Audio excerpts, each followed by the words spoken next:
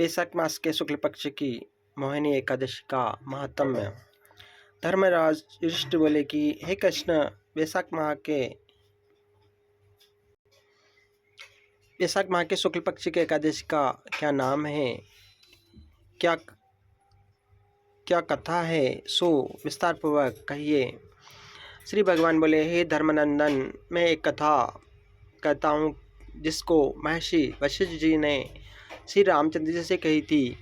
महर्षि वशिष्ठ जी बोले, हे राम, आपके नाम के स्मरण मात्र से ही मनुष्य पवित्र हो जाता है, इसलिए आपके यह प्रश्न लोक हित में अवश्य आएगा।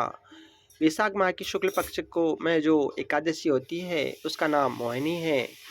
इस एकादशी का व्रत करने से मनुष्य मोह जाल से छूट जाता है। अतः हे राम, इस एकादशी का व्रत दुखी मनुष्य को अवश्य करना चाहिए।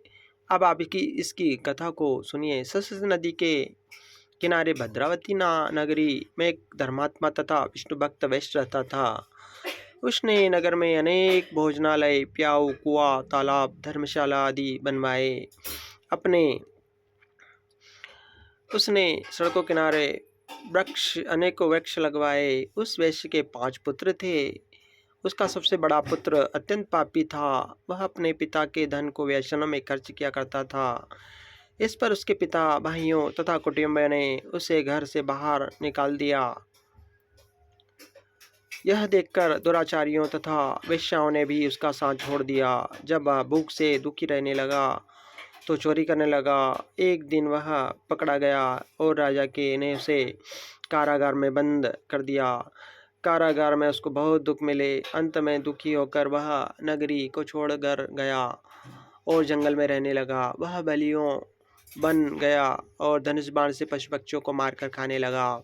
एक दिन वह पापी भूख और प्यास से व्याकुल हो खाने की खोज में निकल पड़ा।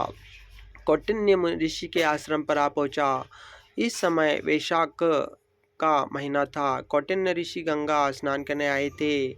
उनके भीगे वस्त्रों के छींटे मात्र से इस पापी को सुकुच बुद्धि प्राप्त हुई। वह पापी मुनि के पास जाकर हाथ जोड़कर कहने लगा, हे मुनि, मैंने अपने जीवन में बहुत पाप किए हैं। आप उन पापों से छूटने का कोई साधारण और बिना धन का उपाय बतलाइए।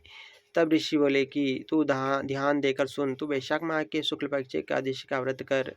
इसका व्रत करने से तेरे समस्त पाप नष्ट हो जाएंगे। मुनि के वचन को सुनकर वह बहुत खुश हुआ और मुनि के बतलाए विधि के अनुसार उसने मोहिनी एकादशी का व्रत किया।